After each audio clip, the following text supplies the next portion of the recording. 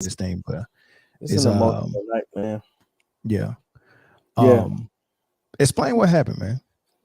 So I was watching the game live, and it really wasn't.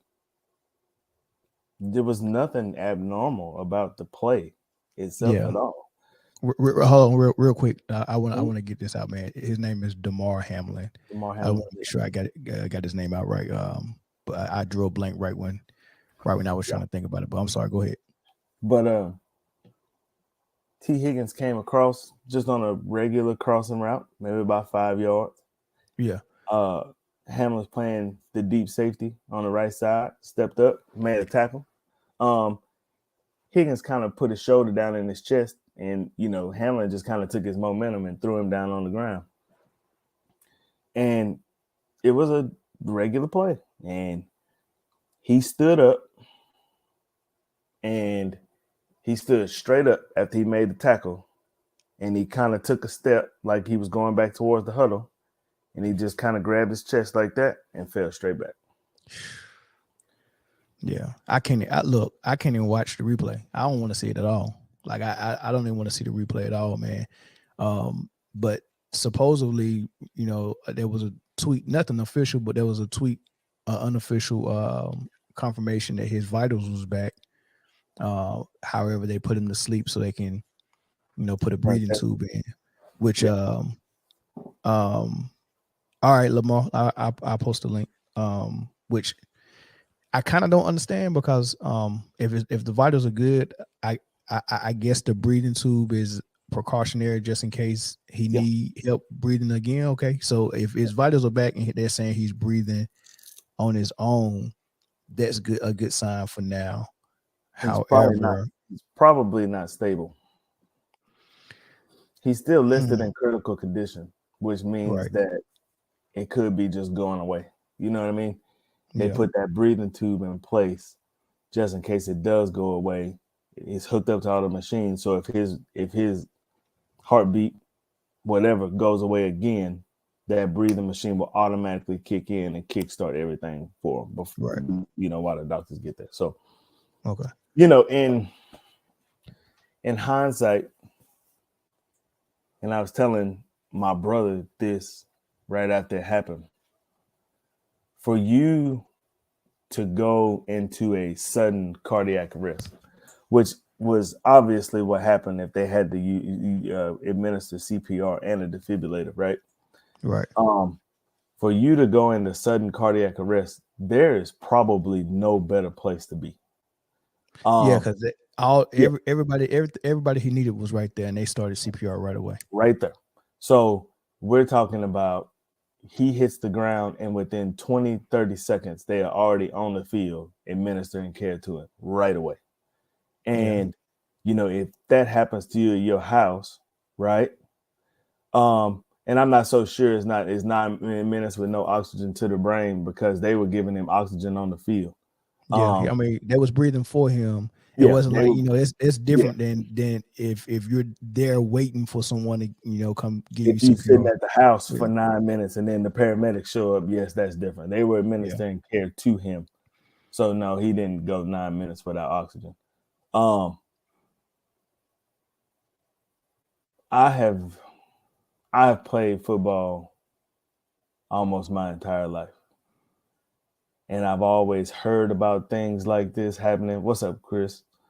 I've always, you hear about things happening like this. Not always, but you hear about them every now and then, like somebody collapsing at training camp or something, right? yeah. Yep. Um, and that normally comes from, man, yeah, extremely wild. Like I like my emotions been all over the place. Um, that normally comes from people coming in out of shape, and then you Yep. start bringing your body through a rigorous training cycle, right? Yep. And your Yeah. body just can't keep up with it. You understand? Yeah. Um, this is next to the last game of the year. This is, I mean, you've been in shape, like Yeah. you are in prime shape, and for something to happen like, and especially probably the biggest NFL game of the year so far. Yeah. So you have millions and millions of people watching. I mean, my whole social media feed has been just flooded with stuff just about him. And, you know, like that, I never will. That's something I'll never forget, man. I've never seen anything like that before. Something that happened like, and especially probably the biggest NFL game of the year so far. Yeah. So you have the closest thing. I'm sorry, I had no, you something good, man. playing in the background, but the closest thing I seen like that was I mean, we didn't see it live, but we heard about the, you know, and then it's video footage of Hank Gathers when he collapsed on the basketball court. Yeah. And I want to say it's something even more recent than that happened in college basketball too. I can't remember which player it was, but you know, this ain't the first time we've seen it in the sports. And supposedly, and I haven't fact checked this yet, but supposedly this happened in 1971 in the NFL in a Detroit game, and they kept playing. You know, they was just savage back then. You know what I mean? So, and which is another thing that's interesting. It looked like the NFL was trying to figure out a way to get this game back started, like it was like a normal injury, and it seemed like the players and the coaches were the one that was like, nah, we're not, you know, we don't think it's appropriate for us to go back out there. You know, what you think? You think the NFL was really trying to get that game started, or what? I think they went into their protocol about a serious injury, and in their protocol of a serious injury is you give the teams, I think it's 15 minutes to warm back up, to get back loose, and then you go back with the game. But I really sincerely think that they began to realize that this is not a norm. This is not an injury. That's not an injury. That's not what happened. That is somebody that lost their life on the football field. Yeah. And you think he lost his life? If they were administering CPR, well, yeah, and a defibrillator, yes, he was not alive. He needed an artificial thing to bring him back to life. Yes, he was could dead. it been something as simple as maybe when he, I mean, because you said he got hit in the chest with the pads, right? Yes. Could his rib cage have went back far enough to touch his heart? You know what I mean? And do something like that. I read something, and I have to go back and look on social media, and there was a doctor that was on social media that was posting, and there is a phenomenon that happens. It doesn't happen a lot, but there's a phenomenon where you can get hit in your chest so hard that your heart stops. And but the thing about it is that, man, this wasn't that violent, bro. It wasn't. Yeah, but sometimes it's just like it's just freak accidents are freak accidents. The one in a million thing. And no, there's no possible way in hell I could have ever gone back and played. Like, I would seriously be considering reevaluating my career situation right now. To be honest with you, my PTSD might kick in to a point where I don't even think I probably could play another game if he was okay, right? And if he doesn't pass away, or so, you know, let's say he's okay. Mm-hmm. I still don't think mentally I could play the same game. I would just say, look, man, that game is over. Let's move on to the next game. You know what I mean? I'll play the next opponent. If I'm the NFL, I count both teams with a tie, or I give both teams a win, and I carry on about my business. There's no point in sitting down, wasting man hours trying to figure out how we can fit in another game in the last week of the season. Like it's no point to do that. Like, you know, I think you made a good point. Let's count it a tie.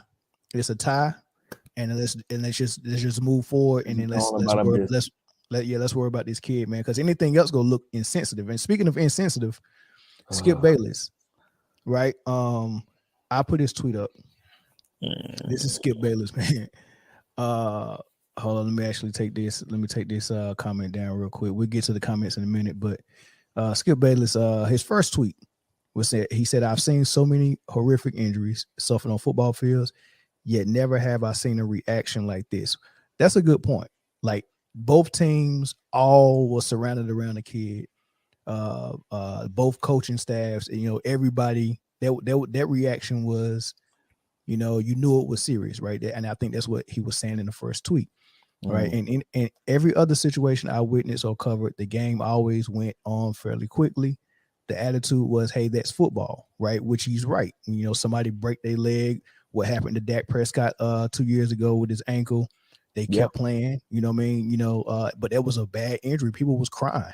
You know what I mean? People was really hurt to see that, you know, that horrible injury. But he said, look, man, it's football. People just go on, right? He said for the players, for these players, this was different. So there's nothing wrong with what Skip said on that first tweet. You agree? I okay. agree. Then he comes back and says, okay, you know, it's been a while. No doubt the NFL is considering postponing the rest of the game, right? So he's speaking what the NFL is thinking about doing, but how, right? So he's saying like, how do you do that? This late in the season, a game of this magnitude is crucial to the regular season outcome, which suddenly seems so irrelevant. So the last part kind of, if you was questioning what he was trying to talk about, the last part says, which suddenly seems irrelevant. He's letting you know, man, you know, everything the NFL is thinking about as far as postponing the game and trying to reschedule it seems really irrelevant right now on how serious this was. So I get where he was going with it. I don't think there was nothing majorly wrong with the tweet, except for the fact that your mind shouldn't even be really going there at this moment. Okay. Right. Then he got a lot of backlash, and he had to come back an hour later and say nothing is more important than the young man's health. That was the point of my last tweet. I'm sorry if that was misunderstood, but his health is all that matters. Again, everything else is irrelevant. I prayed for him, and I'm going to continue to pray for him. So I don't see nothing majorly wrong with it, except that he didn't really think this out before he tweeted that. Well, this is the thing about Skip Bayless that I've noticed, and I've noticed it more recently than anything. To be a person that your job is words, right? That's your job. It is to talk words, sports. Right. That's your job, right?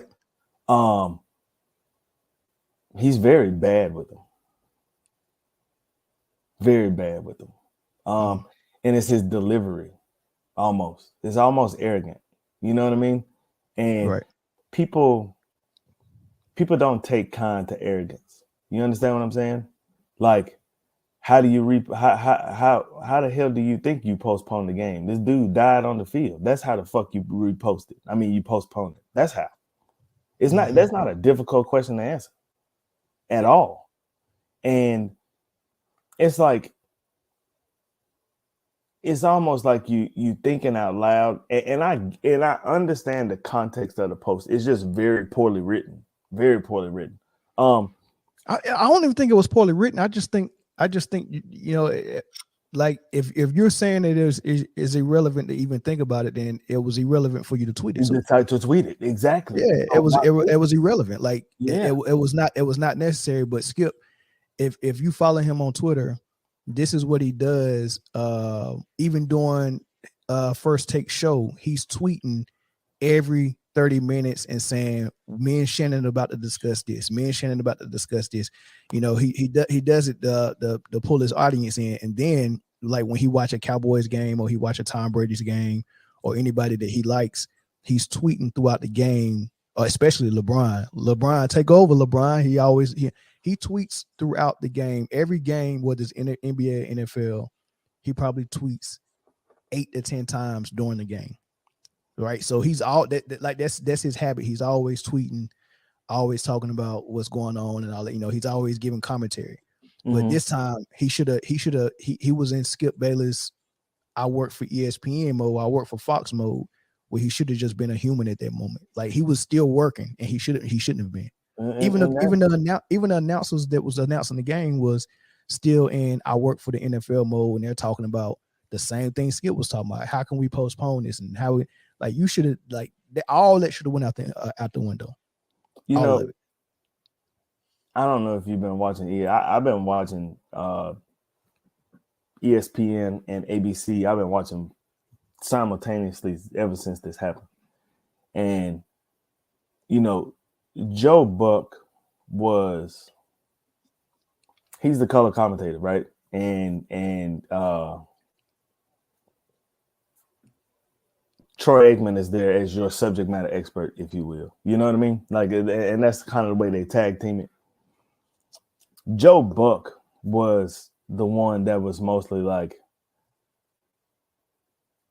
he was trying to figure out or trying to talk to the audience to be like, how, how do we like, no matter what happens, like, we got a football game to play, right?